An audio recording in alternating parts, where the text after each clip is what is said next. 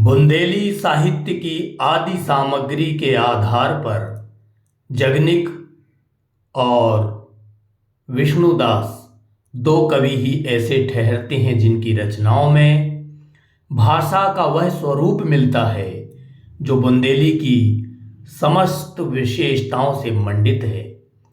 इन दोनों कवियों के अलावा अन्य अनेक ऐसे कवि हैं जिन्होंने इस भाषा में सर्जना की है, पर उनका महत्व अत्यल्प है। जगनिक के समानांतर खुसरो, गोरखनाथ, नामदेव, कबीर आदि ऐसे कवि हैं जिन्होंने भाषा काव्य को प्रोत्साहन दिया है और अपने कृतित्व से भाषा के साहित्य को समृद्ध किया है। पर बुंदेली साहित्य के आदि स्तंभ के रूप में जगनिक और विष्णुदास ही महत्वपूर्ण है। समसामयिक परिस्थितियों में इन कवियों ने बुंदेली को सुशोभित किया है और युगीन अपेक्षाओं के अनुसार काव्य रचना की है। कवि जगनिक और आल्हा। आचार्य रामचंद्र शुक्ल ने जगनिक का समय संवत 1230 माना है। ये कालिंजर के राजा परमाल के यहाँ भाट थे। इनके लिखे ग्रंथ आल्हा का समस्त उत्तर भारत में प्रभाव है। आल्हा तत्कालीन महोबे के प्रसिद्ध दो वीरों आल्हा और ऊदल के वीर चरित का गेय शैली में काव्यमय वर्णन है। आचार्य रामचंद्र शुक्ल जी का भी विचार है कि मूल आल्हा उपलब्ध नहीं है। मौखिक परंपरा से प्राप्त आल्हा को ही उत्तर भारत के भिन्न भिन्न स्थानों में भिन्न भिन्न रूप में गाया जाता है। आल्हा खंड अथवा परमार्थी देव रासो के रचयिता जन कवि जगनिक हैं। इसीलिए जगनिक बुंदेली भाषा के आदि कवि माने जाते हैं। इन्होंने आल्हा की रचना संवत 1230 विक्रम में की थी। इन्हें जगनायक नाम भी कुछ विद्वानों ने दिया। वैसे जगनिक और आल्हा ही जन जन में प्रसिद्ध हैं। जगनिक परमार्दिदेव या परमाल राजा महोबा के आश्रित कवि थे। जगनिक ने असी और मसी की परंपरा बुंदेलखंड में जागृत की थी, जो उनके बाद भी जारी रही। जगनिक ने लड़ाइयों में स्वयं भाग लिया, जिसका वर्णन लोक प्रचलित पाठों के आल्हा खंड में अनेक अवसरों पर मिलता है। वेद के पढ़ैया को अढ़ैया को ना जोग लागे, आल्हा के गवैया को रुपैया और खानो है। जगनिक हिंदी के आदिकाल, जिसे वीर गाथा काल या चारण काल भी कहा जाता है, के एक विलक्षण कवि हैं। इस कालखंड के कवि राज्याश्रित रहकर प्रायः अपने आश्रयदाता की प्रशस्ति में काव्य रचते थे, लेकिन जगनिक चंदेल नरेश के राज्याश्रित होते हुए भी उस युग के योद्धा आल्हा को चरित्र बनाकर महाकाव्य लिखते हैं। जगनिक की यह विशेषता उन्हें अन्य राज्याश्रित कवियों की तुलना में उच्च पद पर प्रतिष्ठित कर देती है। शौर्य और श्रृंगार के इस अद्भुत लोक गायक की आल्हा की लोकप्रियता गांवों और झोपड़ियों में रहने वाले निरक्षर सामान्य जन से लेकर देश विदेश के साहित्य पारखियों तक है। जगनिक के जन्म स्थान और उनके रचना काल के निर्धारण में विद्वानों में मत भिन्नता है। ऐसा इसलिए भी है क्योंकि आल्हा महाकाव्य की कोई भी प्रामाणिक हस्तलिपि प्राप्त नहीं होती है। साथ ही आल्हा में जगनिक से मिलते जुलते कई अन्य नामों के कारण गुत्थी और उलझती चली जाती है। लेकिन परमाल के शासनकाल 1115 से 1202 में दरबारी कवि होने के आधार पर जगनिक का काव्यकाल 1160 से मृत्यु पर्यंत रहा होगा, ऐसा अनुमान लगाया जाता है। जहां तक आल्हा काव्य की रचना की बात है तो उसे परमाल की पराजय 1182 के कुछ वर्षों बाद लिखा गया होगा। जगनिक के जन्म स्थल को लेकर भी मत भिन्नता है। कोई उन्हें सकोहा जगनेर तहसील हटा जिला दमोह से, तो कोई आगरा किले की खैरागढ़ तहसील का मानता है।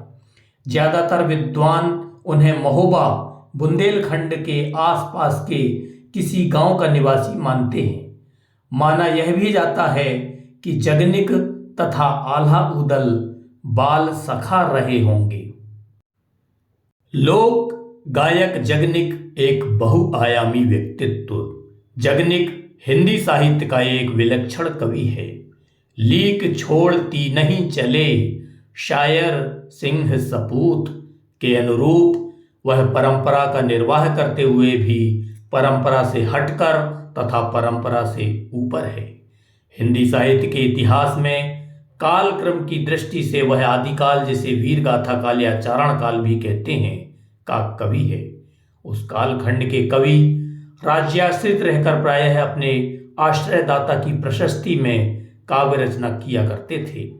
सम्राट पृथ्वीराज चौहान का राजकवि चंदबरदाई उसकी प्रशस्ति में पृथ्वीराज रासो लिखता है, तो अन्य अनेक कवि भी उसी परंपरा में हैं। किंतु जगनिक उस वीर गाथा की प्रशस्ति परंपरा का निर्वाह करने के साथ परंपरा से हटकर अपने आश्रयदाता की प्रशस्ति में काव्य रचना नहीं करता है, जबकि उसका आश्रयदाता यशस्वी चंदेल नरेश था, जिसे महाराजाधिराज परम भट्टारक परमेश्वर परम माहेश्वर की उपाधि प्राप्त थी तथा जिसकी प्रशंसा में लिखी गई अनेक कविताएं हिंदी तथा संस्कृत में तत्कालीन अनेक शिलालेखों पर अंकित होकर इतिहास का अंग बन गई हैं।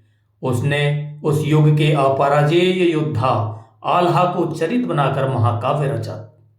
वह आल्हा भी कोई क्षत्रिय वीर या राजकुमार नहीं, एक उपेक्षित जाति, ओछी जाति बनाफर क्यार का सामान्य वर्ग का प्रतिनिधि था।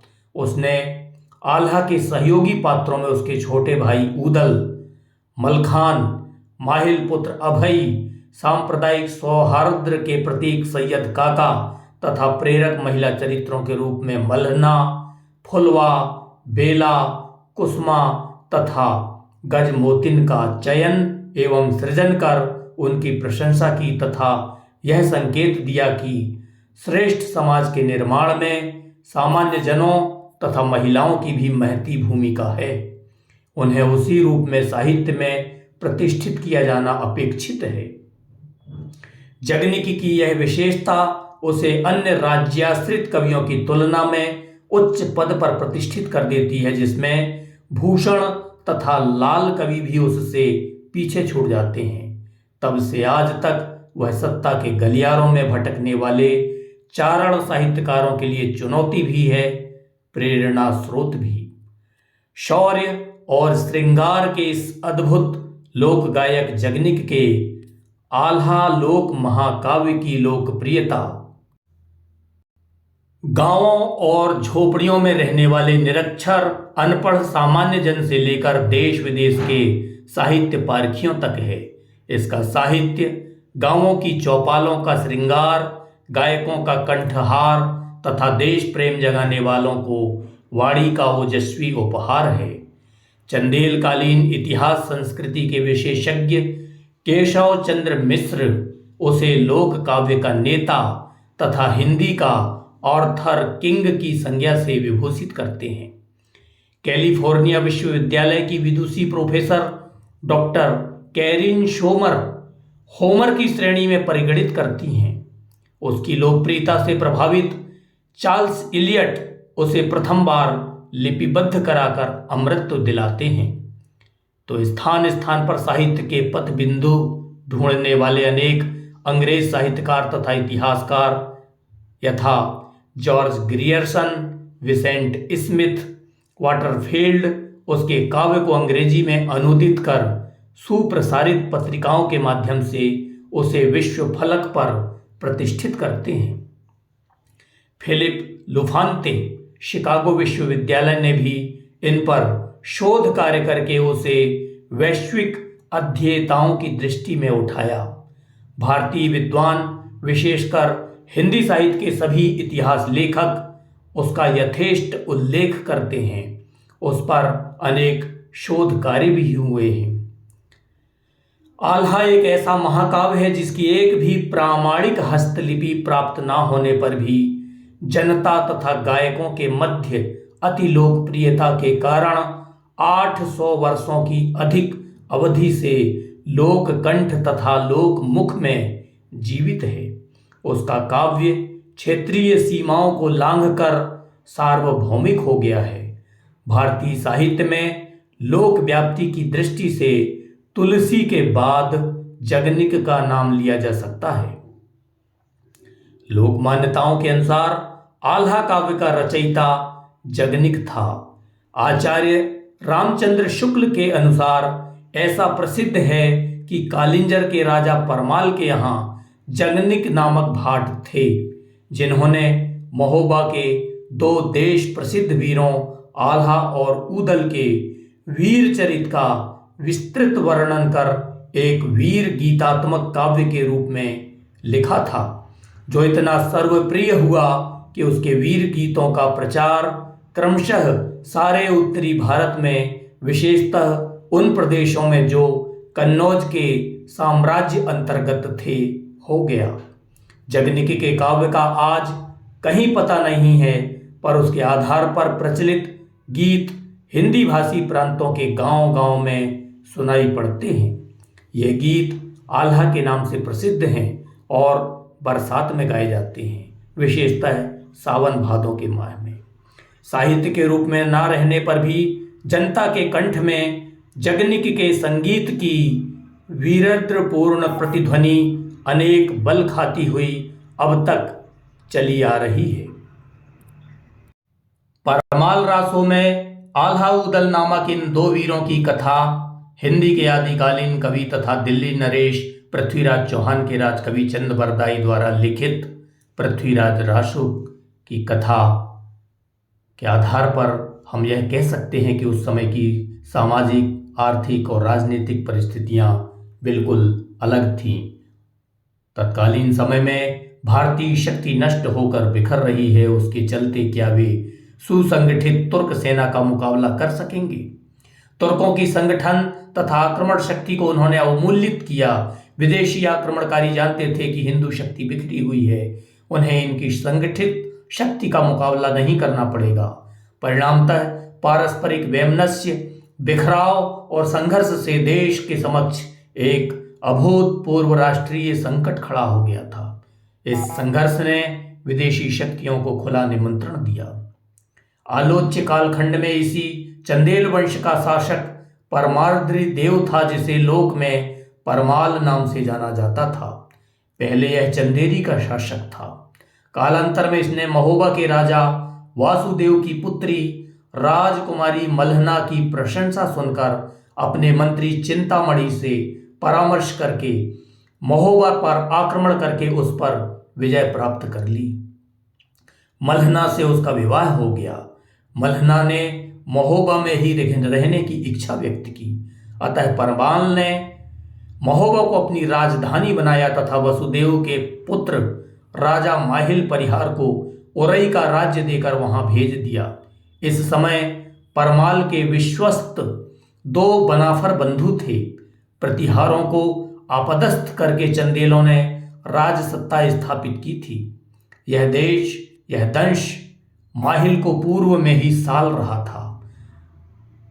परमाल के इस कृत्य ने उस ईर्ष्या अग्नि को और भड़का दिया। बाहरी तौर पर अपना आत्मीय बताते हुए वह अपने जीवन भर प्रतिशोधवश महोबा तथा बनाफर बंधुओं का अहित सोचता रहा। आल्हा में एक स्थान पर उल्लेख है, जो को बैरी सुख से सोवे ओके जीवन को धिक्कार, घाम बदरिया का ज्यों साले गोदी साले सौत का लाल। ऐसे माँ को महुबा साले जो पे राज करे परमाल, बंस बनाफर का बुझ जावे तब छाती का डाह बुझाए। अर्थात जिसका शत्रु सुख की नींद सोता है उसके जीवन को धिक्कार है। जिस प्रकार बदरा घाम सालता है और सौत की गोद में बैठा पुत्र सालता है, उसी प्रकार मुझे महोबा सालता है जहां परमाल राज्य करते हैं। बनाफर का वंश नष्ट होने पर मेरी ईर्ष्या की तृप्ति संभव है। माहिल की प्रतिष्ठा उक्त 3 राज्यों में थी। तीनों राज्य राजेश्वरवाद की होड़ में परस्पर संघर्षरत थे ही परमाल ने इन तीनों को लड़ाने भिड़ाने में घी की आहुति का कार्य किया। इसे कवियों तथा इतिहासकारों ने चुगलखोरी कहा, किंतु माहिल के पक्ष में एक तर्क यह दिया जाता है कि इन राज्यों की प्रतिस्पर्धा से अपने राज्य उरई को येन केन प्रकारेण बनाए रखने की उसकी कूटनीति का हिस्सा उसकी मंत्रणाएं थीं। आवागमन के साधनों के अभाव में भी उसका संचार तंत्र अत्यंत सक्रिय था। वह स्वयं नाद की भांति यत्र तत्र प्रकट होकर समाचार दे आता था।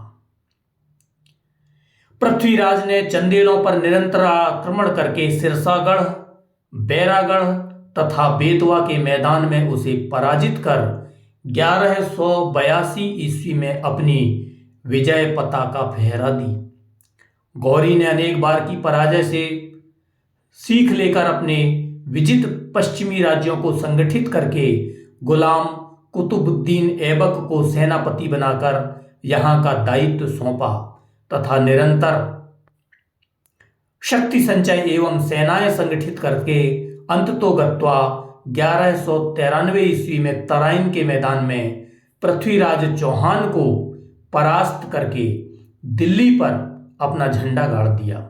पृथ्वीराज से पराजित परमाल ने पुनः शक्ति संचय करके कालंजर को केंद्र बनाया, किंतु पृथ्वीराज के साथ अनेक संघर्षों में उसकी सेना तथा जनधन का इतना विनाश हो चुका था कि वह 1202 ईस्वी में कुतुबुद्दीन ऐबक का मुकाबला नहीं कर सका तथा पराजित होकर उसे सत्ताच्युत होना पड़ा।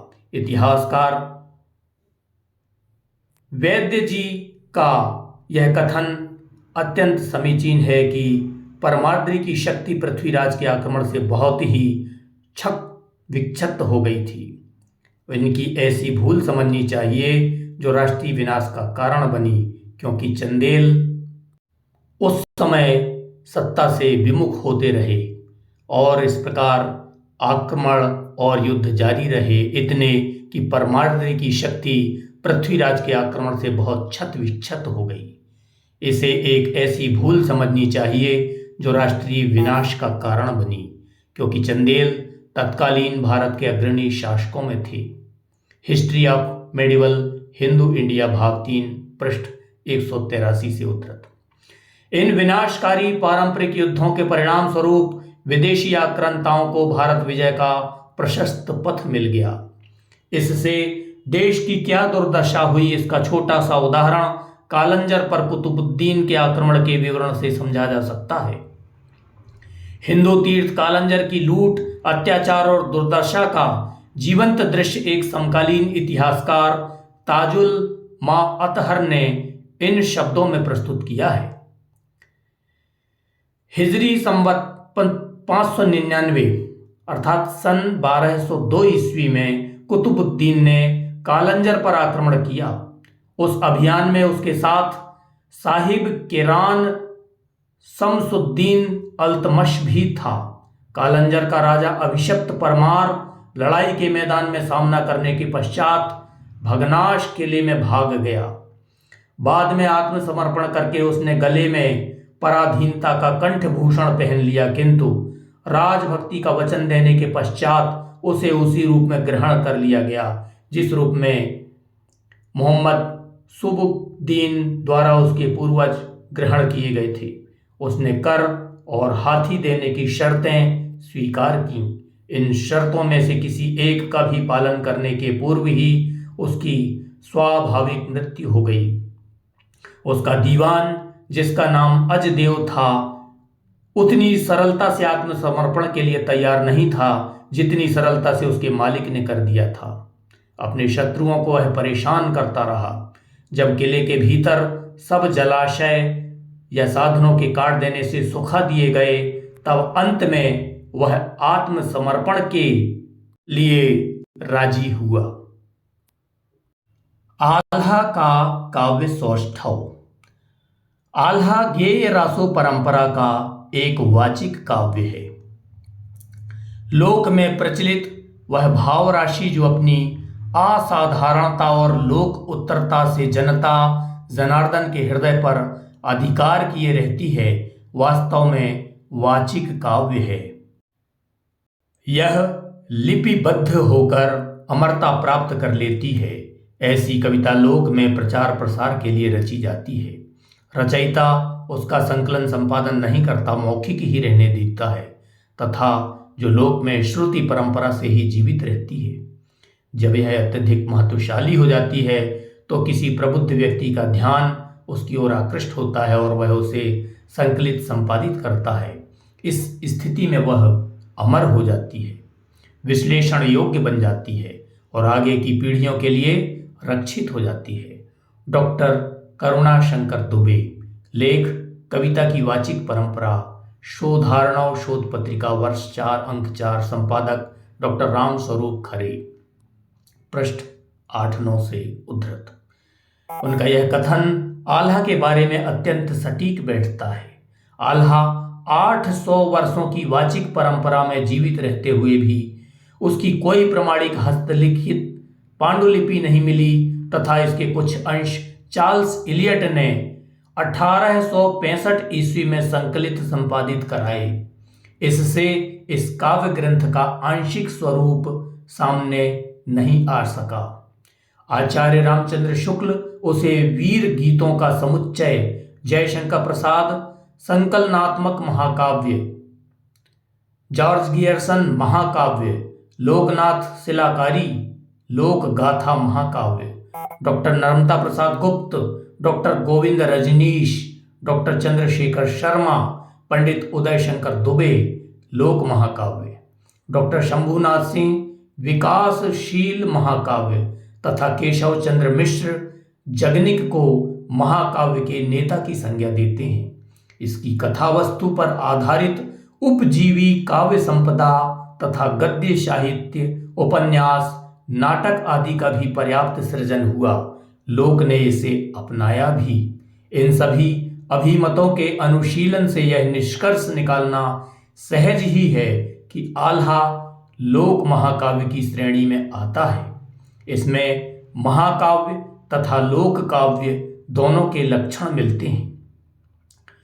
काव्य शास्त्रियों द्वारा महाकाव्य के प्रमुख लक्षण इस प्रकार बताए गए हैं। इसकी एक सुगठित कथा वस्तु हो जिसमें सहायक उपाख्यान हो। इसमें रचयिता संक्षिप्त परिवर्तन कर सकता है। कथा में जीवन के विविध पक्षों का समावेश हो। दूसरा, वह कम से कम 8 सर्गों में निबद्ध हो। तीसरा, उसका नायक विख्यात, कुलशील, संपन्न, धीरोदात्त व्यक्ति हो, एक प्रतिनायक तथा एक खलनायक भी हो। चौथा, इसमें 4 प्रमुख रसों श्रृंगार, वीर, करुण तथा शांत में से एक प्रमुख रस तथा अन्य सहायक रसों की अवतारणा हो। पांचवा, सभी बेलाओं का प्रकृति चित्रण सहृदयता पूर्वक किया गया हो। छठवां, विभिन्न छंदों का प्रयोग हो। सातवां, भाषा में 3 गुणों प्रसाद, माधुर्य तथा ओज एवं तीनों शब्द शक्तियों अभिधा लक्षणा व्यंजना का गुम्फन विषयानुकूल तथा प्रसंग अनुरूप हो, वह सरस तथा अलंकार युक्त हो। आठवां, मंगलाचरण आराध्य का स्मरण हो। लोक महाकाव्य के प्रमुख लक्षण इस प्रकार बताए गए हैं। पहला, वह लिखित नहीं वाचिक परंपरा में विकसित होकर लोक कंठ में जीवित तथा लोक मुख से प्रसारित होता है।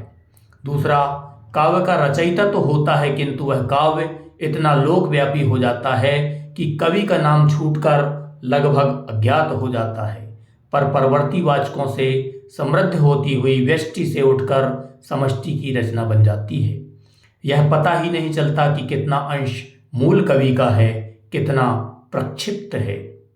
तीसरा, लोक काव्य में जन आस्थाओं का उपयोग, लोक देवताओं, ग्राम्य देवताओं की मान्यता, लोक रीतियों, लोकाचारों, परंपराओं, खान पान, संस्कार, रहन सहन, तीज त्योहार, मेले तथा स्थानीय सामाजिक वृत्तियों एवं समस्याओं का निरूपण होता है। चौथा, लोक काव्य की सबसे प्रमुख विशेषता कथानक रूढ़ियों का प्रयोग है। इसमें अलौकिक तथा दैवी शक्तियों के चमत्कार, ज्योतिष की मान्यता, जादू टोना, स्वप्न, कार्य सिद्धि के लिए पशु पक्षियों का उपयोग, साधु संन्यासियों, योगियों के प्रभाव का उपयोग होता है, जिससे जन रुचि के कारण कथा का साधारणीकरण होता है। यह आवश्यक नहीं होता है कि सभी उपर्युक्त तत्व 16 आना पावरत्ती तक मिलें। किसी एक के अभाव या प्राचुर्य से विशेष अंतर नहीं पड़ता है। उपर्युक्त सभी तत्व आल्ह खंड में अर्थात परमाल रासों में विद्यमान हैं। कुछ अपवाद हो सकते हैं।